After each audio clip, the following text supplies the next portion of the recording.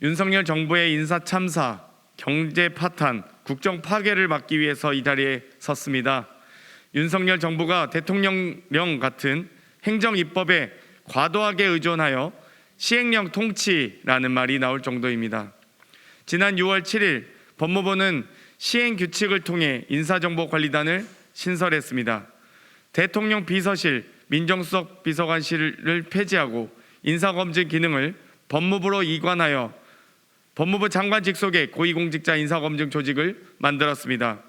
이로써 검찰공화국, 검찰 제국을 건설하는 초법적이고 월권적인 시행령 통치가 시작되었습니다.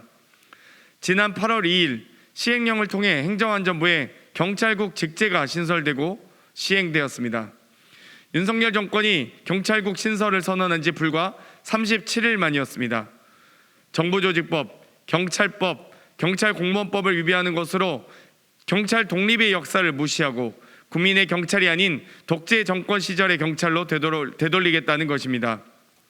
30년 전에 내무부의 치안본부로 민주주의의 역사를 후퇴시키겠다는 것입니다. 지난 8월 11일 법무부는 검찰청법 시행령을 입법 예고했습니다. 검찰청법에서 부패범죄, 경제범죄 등 대통령령으로 정하는 중요 범죄로 제한했던 검사의 수사 권한을 검찰청법 시행령을 통해 복원하려고 시도하고 있습니다. 이처럼 국회 입법을 시행령으로 무력화시키는 행위는 시행령 쿠데타이자 국회 입법권을 무시하는 위헌적인 처사입니다. 헌법 제40조에 따라 입법권은 국회에 속합니다. 헌법 제75조와 제95조에 따른 행정입법권은 국회의 입법권에서 파생된 권한에 불과합니다. 대통령령은 법률에 종속되고 총리령 및 부령은 법률 및 대통령령에 종속되는 하위법령으로 행정입법은 국회가 부여한 위임 범위를 벗어날 수 없는 한계를 헌법에서 규정하고 있습니다.